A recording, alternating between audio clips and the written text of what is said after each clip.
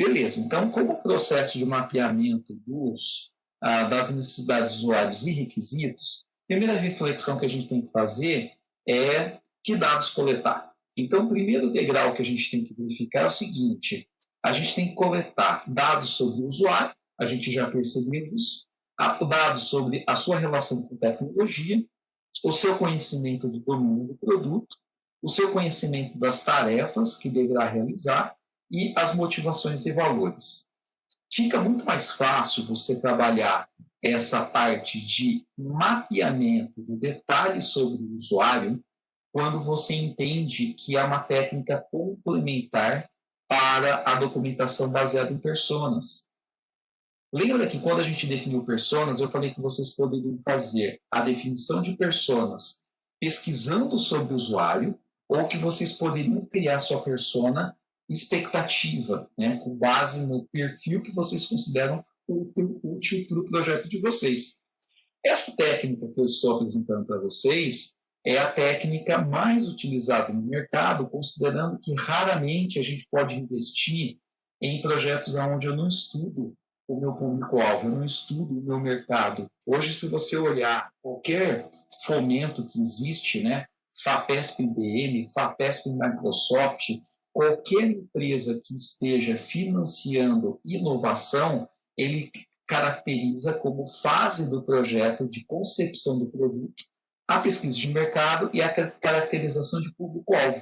Então, é basicamente essa técnica, né? Quando você, aqui eu estou considerando essa técnica focada na caracterização de usuário quanto à interface, mas há uma relação muito grande aí, que você faz o levantamento da informação e o resultado disso você guarda o quê? Você pode representar por personas. Então, o que acontece? Vou pegar cada um desses itens que eu mostrei para vocês, tá? Os 5 itens, eu vou pegar e vou detalhar as possibilidades. Então, quais são as possibilidades sobre dados do usuário? Vamos dar uma olhadinha. Eu posso ter dados demográficos, né? Idade, sexo, status socioeconômico, a educação em si, o grau de instrução, área de formação, cursos realizados, o quão aquele usuário, o quão bem o usuário lê. Então, eu tenho uma série de perguntas que eu posso utilizar para caracterizar o nível educacional da pessoa.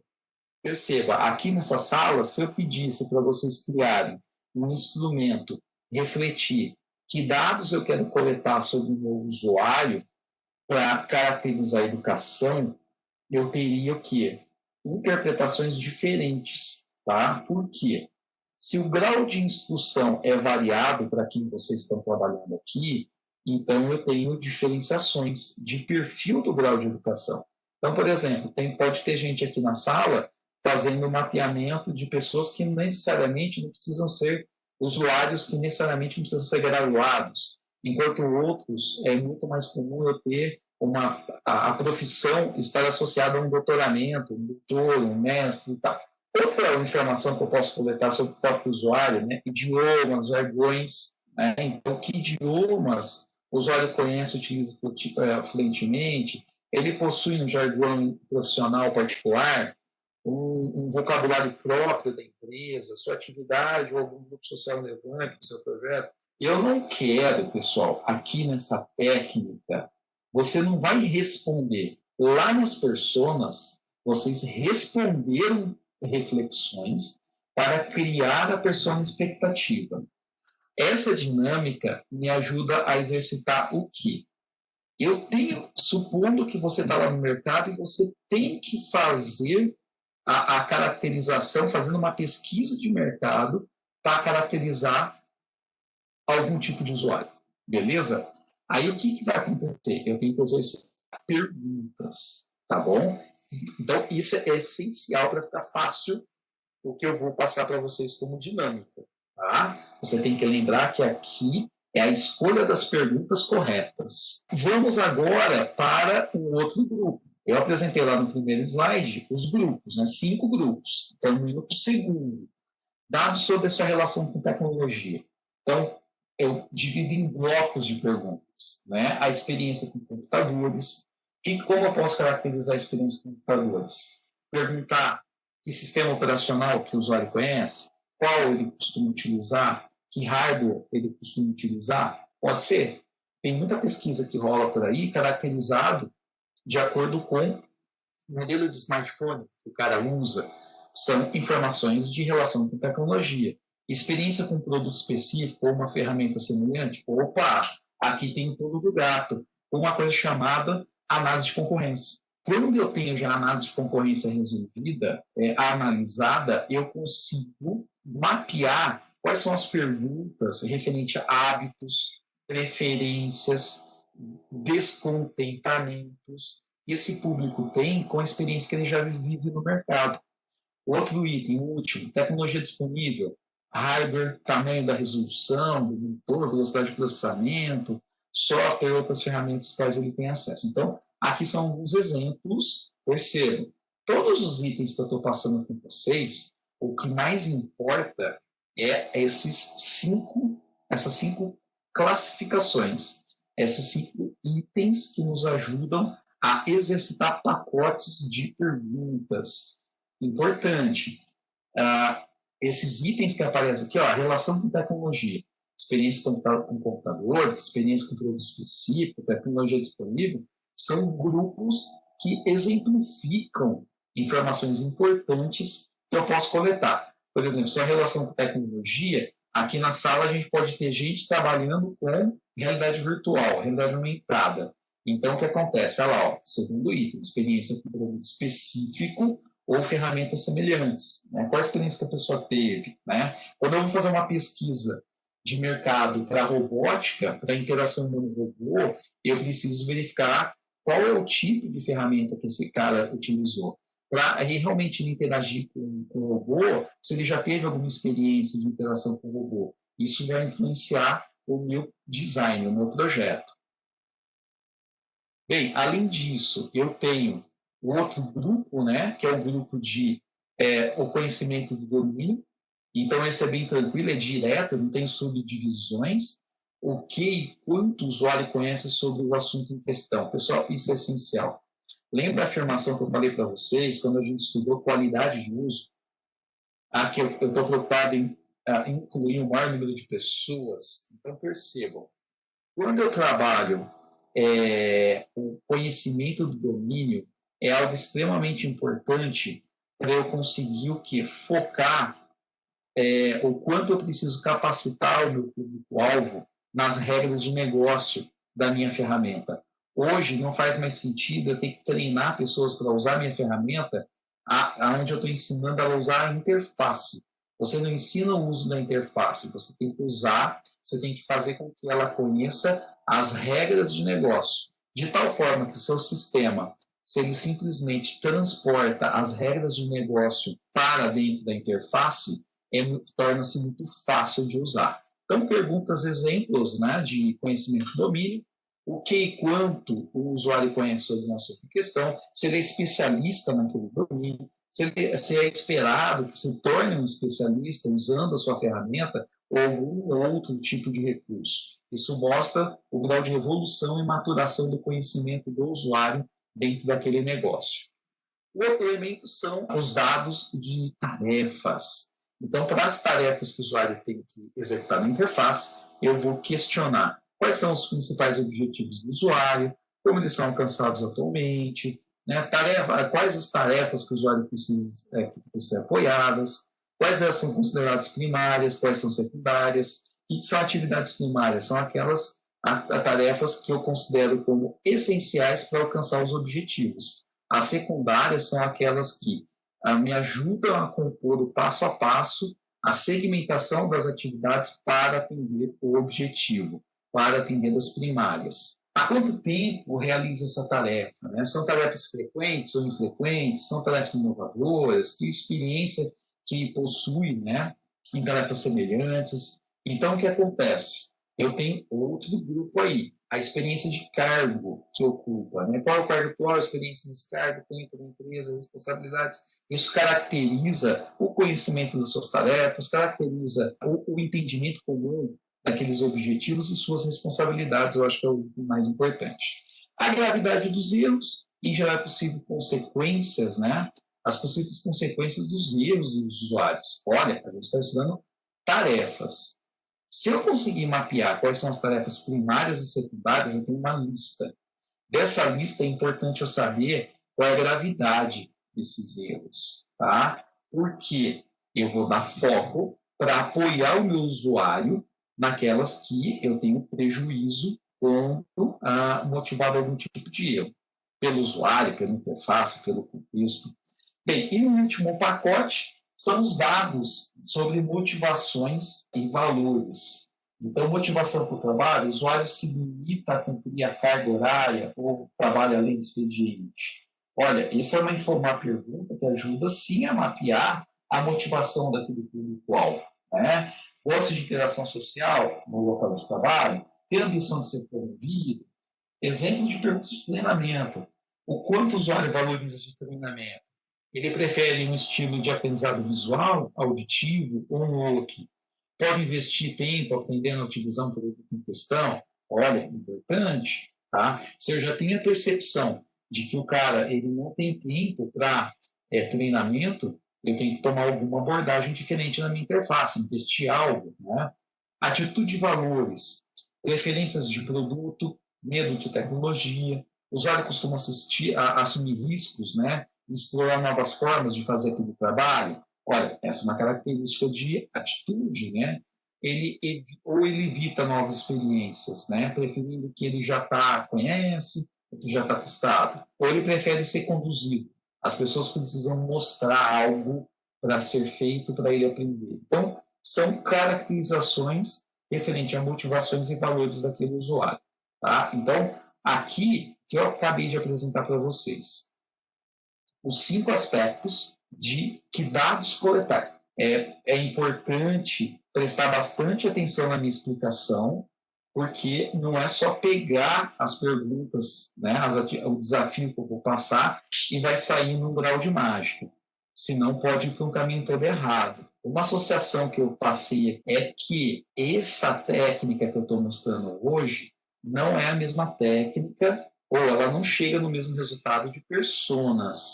Porque técnica de personas, a gente respondeu questionamentos e com a resposta que a gente tinha, a gente criou as personas. Essa dinâmica que a gente está trabalhando hoje, nós estamos trabalhando estratégias de estudo de mercado, de estudo de perfil de usuário. Então, eu estou exercitando os tipos de perguntas que eu tenho que fazer. Então, hoje eu não vou sair dessa aula com respostas. Eu vou sair com perguntas que eu deveria utilizar como instrumento de coleta de informação. Beleza? Isso é importante. Vamos lá. Aí, consequentemente, a gente tem que mapear um segundo passo. O segundo passo é de quem coletar dados.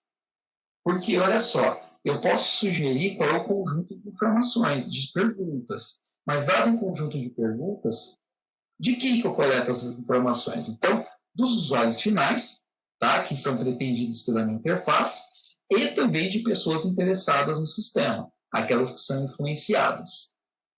O que é importante investigar? Tá? No mínimo, essas 4 perguntas, que vocês, inclusive, vão responder. Já comecem a pensar e prestem atenção no que significam elas.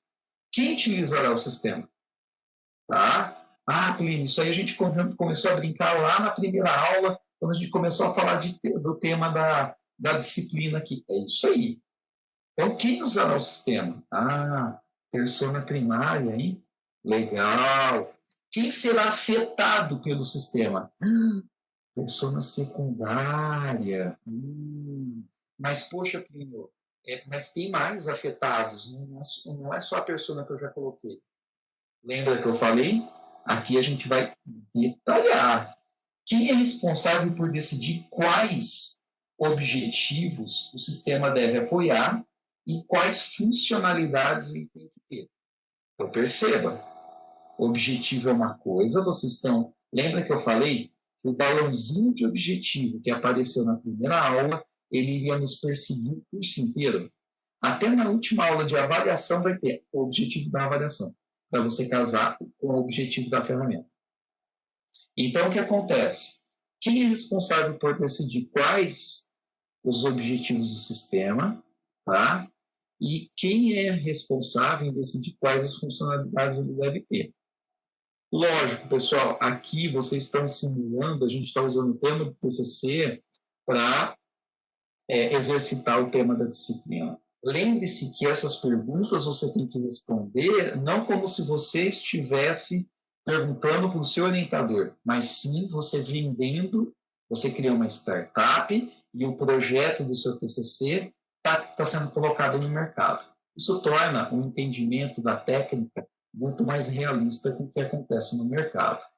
E a última pergunta sugerida, né, porque você pode ver que tem uma reticências aí, porque dependendo da área do seu projeto, você pode identificar mais perguntas que caracterizam de quem coletar os dados. Olha o último quem. Quem definiu os processos a serem apoiados pelo sistema? Pessoal, por que isso é importante? Se eu tenho um processo que está sendo digitalizado, passado por uma interface, e ele era um processo manual, essa informação é importante, eu saber quem fez a definição desses processos e o porquê. Vocês já devem ter visto isso lá em engenharia de software, porque isso influencia todo o processo de aprovação da reengenharia de trabalho. Grifa essa palavra, marca aí nas suas limitações. Reengenharia do trabalho. É uma das fases que a gente vai aprender daqui a pouco no ciclo de vida de engenharia de usabilidade. Então, o que acontece? Se eu tenho essa resposta já mapeada, quando eu chego lá na atividade mais complexa, que é estudar as regras do negócio e dar uma nova proposta de processo, o que acontece? Fica muito mais fácil eu ter esse levantamento de informações, validações, etc. Legal? E o último assunto que eu trago para vocês na aula, o nosso sprint de conhecimento fecha em aspectos éticos. Por que aparece aqui rapidamente o assunto de aspectos éticos? Porque eu comecei a aula falando de levantar informações de usuário, de perguntar as coisas para ele, fazer um instrumento de coleta baseado em perguntas. Isso pode ser baseado em questionário, pode ser baseado em grupo focal, em entrevista, em técnica de observação, um monte de técnicas que a gente vai estudar na próxima semana. Porém, eu estou envolvendo o usuário num processo experimental. Eu estou envolvendo o usuário em testes. Quando eu envolvo pessoas em testes, eu tenho que considerar alguns aspectos éticos. Tá? Apesar de eu ter mantido a redação original do livro, nós temos algumas informações para considerar sobre os aspectos éticos. Olha só o que o livro fala. Precisamos cuidar dos aspectos éticos em qualquer pesquisa envolvendo pessoas, direta e indiretamente. Cuidado. Existem pessoas que acabam lendo essa frase e falam assim, o meu projeto, o me falou que eu poderia simular se eu fosse uma startup, então não é pesquisa. Então, a lei que a gente vai estudar, que eu vou debater rapidamente aqui com vocês sobre aspectos éticos, ela não se aplica só à experimentação científica. Qualquer tipo de pesquisa envolvendo pessoas, direta ou indiretamente. Então, o ato de eu testar um determinado produto no mercado, ele já é considerado como uma pesquisa. Aí sim, no tópico aí de baixo, eu coloco para vocês. Pesquisas científicas envolvendo pessoas, elas seguem o que? A resolução 196 de 96. Houve já a atualização dessa lei pelo Conselho Nacional de Saúde. As pesquisas, elas acabam que acabam tendo um objetivo técnico, elas podem se orientar por essa resolução para atender o primeiro item. Olha lá o que está colocando. Precisamos ter aspectos éticos em qualquer atividade de pesquisa envolvendo pessoas direta e indiretamente. E aí, consequentemente, pesquisas com objetivos técnicos, eles também podem ser orientados por essa resolução que apareceu aí para a gente. Então, deixa eu apresentar para vocês a base da resolução. Ela foi evoluída para uma nova versão, mas a base continua a mesma. O que ela recomenda? Ela recomenda 4 princípios. Então, ela é muito simples, muito direta. A primeira delas é o princípio da não maleficência, que envolve a garantia de evitar danos previsíveis relacionados à pesquisa, tanto os imediatos quanto os tardios. Então, o que é o princípio da não maleficência?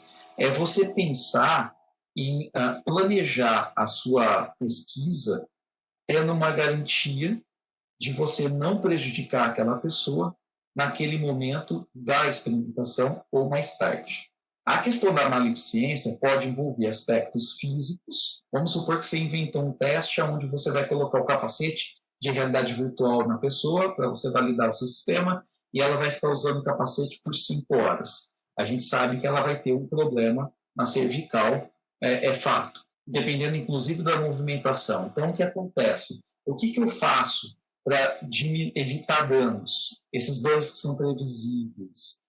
Plínio, vou diminuir o tempo de teste, vou procurar um óculos mais leve, né? A pessoa vai fazer um teste que nem a gente estava testando com um certo banco ali, o autoatendimento para deficiente visual. E aí a gente olhou o protocolo de teste para validar a interface, os processos. Eu falei, olha, pessoal, vocês já estimaram quanto tempo o deficiente visual vai ficar fazendo esse teste? Plínio, é certeza que em uma tarde ele mata esse teste. Cara, uma tarde? E quem fez a pesquisa, tá? Quem fez a métrica de que é uma tarde para um deficiente visual? Não, Plínio, aqui é a engenharia, a equipe aqui que fez o teste. Beleza. O deficiente visual entrou no teste, ele passou a tarde fazendo, era 6 horas da tarde, a gente assim, pode desencanar.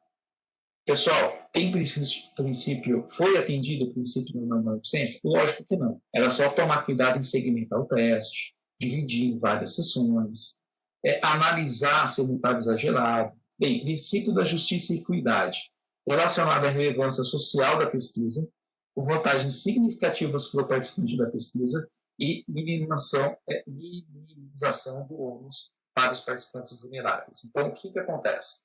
Eu vou me preocupar em ter um planejamento experimental, um planejamento de teste, onde eu mostro para a pessoa a relevância, tá, social. Plínio, por isso que quando eu participo de testes, as pessoas explicam lá para mim qual é a importância daquele teste, qual é a importância do que eu estou fazendo, quais são os cuidados que eles tomaram para fazer aquele teste. Tá? Sim, é uma questão de você informar as pessoas qual é o aspecto que você está colaborando, toda essa questão de vantagens para quem está participando e minimização. A única questão, pessoal, que acaba lembrando aí sobre a justiça e equidade é que algumas pessoas levam em consideração a questão de vantagens significativas como o pagamento. E nós sabemos, né, se não sabem, já tomam conhecimento, no Brasil, a gente não pode pagar, não é ético eu fazer uma remuneração, pagar pela participação em testes. Poxa, Plínio, mas aí na FEI, eu vira e mexe, eu participo de testes lá na entrada do terceiro andar pelo pessoal da ADM, eu ganho um bombonzinho lá, né? Então, tem essa questão aí, tem muita discussão que o pessoal acaba colocando, tem gente que fala, não, mas o bombonzinho não é eu não estou pagando para ele participar, eu estou agradecendo, é tão insignificante aquele valor, é mais um carinho, um agrado, tem gente que justifica também, eu quero motivar a pessoa a participar, aí está errado. É justamente por isso que no Brasil a gente não utiliza a prática de pagamento. Poxa, Plínio, mas eu participei de testes aonde eu recebi. Então, se você recebeu para poder cobrir despesas de estadia, de deslocamento, de alimentação, entra aí na questão de minimizar o ônus para quem está participando. É a vantagem significativa. Você vai falar, poxa, eu vou pagar para participar dessa experimentação, então esse ressarcimento, tudo bem, ele pode ser, não é um problema ético. E para a gente poder fechar, os 2 últimos princípios de autonomia os princípios, né? O terceiro é a autonomia, que envolve o consentimento livre e esclarecido dos indivíduos, e a a proteção de grupos vulneráveis e aos legalmente incapazes, tais como menores de idade, alunos, subordinados. Então, o que é o princípio da autonomia? Eu entregar um documento dizendo para a pessoa, que é o termo de consentimento esclarecido, dizendo, olha, o teste serve para isso, eu estou tomando tais cuidados aqui nessa experimentação, é um, é um teste de software para a minha empresa, você pode desistir a qualquer momento, eu não vou divulgar suas imagens.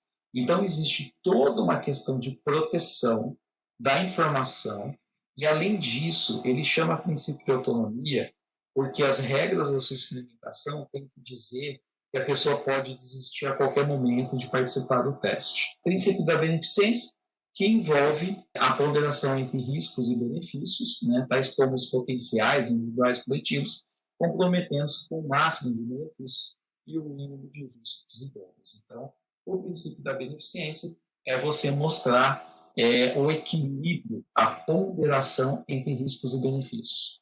Para software, não é tão comum a gente conseguir identificar riscos e benefícios sim, mas riscos individuais ou coletivos daquela participação. Quando envolve hardware, quando envolve, que nem eu falei, capacete de realidade virtual, lidar com o robô pode atropelar a pessoa e machucar. Então, aí sim eu tenho que explicar no princípio da beneficência o que pode acontecer. Lembrando-se que essa lei ela foi criada pensando no comportamento das experimentações científicas e de mercado na área médica, mas ela se estendeu para a área de computação.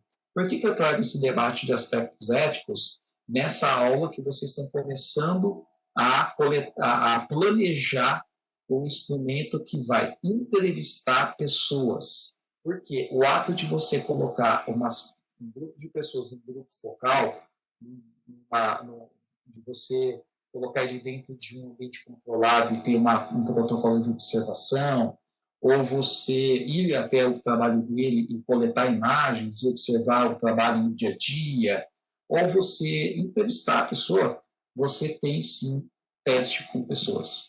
Você tem sim que respeitar aspectos éticos. Na prática, é muito simples, é só você tomar cuidado, considerar os aspectos éticos. Lógico, por exemplo, eu vou fazer um teste com muitas pessoas lá no laboratório da FEI, vou usar capacete, vou usar o capacete de IEG, né, que é aquele que coleta os sinais cerebrais, vou colocar o de EMG, que é o que pega de musculatura, e ainda vou interagir com o robô. Pessoal, essa pessoa, esse sujeito de teste, ele praticamente tem um comportamento de um hamster, né? Porque ele está indo para o laboratório, eu estou colocando um monte de equipamento do cara e vou validar aquela interação, ele usando a minha aplicação. Perceba? Esse tipo de experimentação, inclusive, eu tenho que mandar para comitê de ética. E aí, quem quiser saber o que é comitê de ética, a gente pode conversar em outro momento. Eu teria um grande prazer de falar sobre o assunto. Mas, normalmente, aprofundar aspectos éticos é uma disciplina que tem lá no mestrado também. Posso convidá-los a participar para quem tem interesse em aprofundar esse assunto. Basicamente, pessoal, aspectos éticos, eu vou fazer o seguinte. Eu tenho que explicar o objetivo aos participantes. É muito legal você ter um roteiro de explicação para quem for organizar essa participação. Então, por exemplo, se eu estou planejando um questionário, uma entrevista, sim, eu vou ter a explicação dos objetivos daquele questionário e daquela entrevista. Eu quero garantir também a confidencialidade e a privacidade dos dados brutos coletados. Bem, antigamente era difícil convencer os alunos a entender isso. No momento que a gente vive, né, da lei de proteção de dados altamente disseminada e consciente aí na aplicação do mercado, está evidente porque isso aparece. Garantimos o anonimato dos dados divulgados, então pode ser que eu tenha que pegar a pesquisa que eu realizei, fazer um relatório e apresentar para a minha diretoria, apresentar para um cliente. Eu vou trabalhar com informações anonimizadas. Solicitamos a permissão para gravar dados, então se eu tenho que gravar vídeo, áudio, log, eu vou avisar e tenho que pedir permissão. Realizamos o estudo apenas com o termo de consentimento livre esclarecido. Esse é o nome do documento, tá? Então, para quem tem curiosidade de saber o que é um termo de consentimento livre esclarecido, tem vários exemplos na web. No Moodle, eu já devo ter colocado, senão eu vou colocar em breve, quando vocês forem criar o termo de consentimento numa dinâmica mais para frente. Ele é bem lá na frente, quando a gente faz esse tipo de coisa. E asseguramos que os participantes têm o direito e a liberdade de recusar, lembra que eu falei, de desistir de participar da pesquisa a qualquer momento.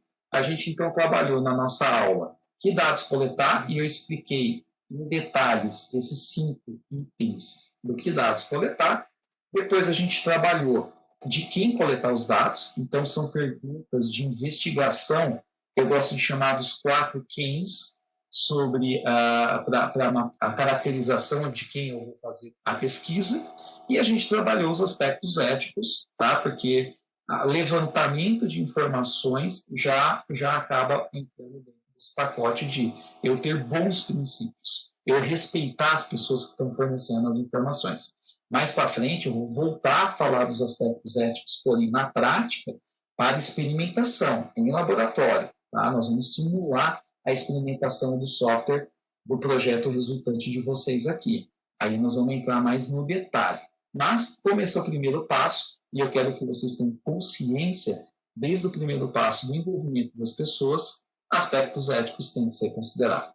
Legal, pessoal. Então vamos para a nossa que nós temos que fazer. Nós vamos para a nossa dinâmica, onde vocês vão fazer o seguinte: responder 3 grandes blocos de perguntas, né? Então cada item aqui ele vai ser uma subseção, tá, do seu trabalho. Então que dados coletar? Tem lá o slide, o conjunto de slides que falam sobre isso. Então visite novamente o material de aula, já está no Moodle, usando a explicação do professor. Então, eu expliquei por que existe essa técnica. Responda o questionamento: que dados coletar de acordo com os 5 itens discutidos. Então, para quem prestou atenção, sabe que essa técnica é uma técnica para a gente selecionar o conjunto de perguntas que eu vou utilizar para entrevista, questionário, grupo focal, brainstorm. Nós vamos ainda estudar essas técnicas. Agora eu quero planejar as perguntas. Plínio, eu vou fazer qualquer pergunta. A minha correção vai ser em cima das melhores perguntas. Você não pode perguntar 60 questões. Você tem que perguntar um conjunto de questões foco, porque nenhum usuário tem tempo infinito para entregar para a gente. Beleza? Outra coisa, de quem coletar? Então, lá no slide, eu coloquei os 4 quens, que acabei de explicar pela terceira vez. Então, você vai pegar e esse é mais fácil. Você vai responder os 4 quens para a gente mapear quem seriam as pessoas que participariam dessa dinâmica. E a última, seu projeto deverá considerar aspectos éticos? Não. O meu não tem que considerar aspectos éticos, porque não tem relação com o usuário. Em momento algum o usuário vai usar. Não tem que fazer teste com o usuário. Tem sim. Eu vou fazer teste, depois eu vou colocar no mercado. Então, nós estamos simulando como se a gente estivesse colocando um produto de uma startup no mercado. Então, você vai refletir se tem que ter aspectos éticos, justifica da maneira que vocês acharem legal para se posicionar como equipe nesse assunto.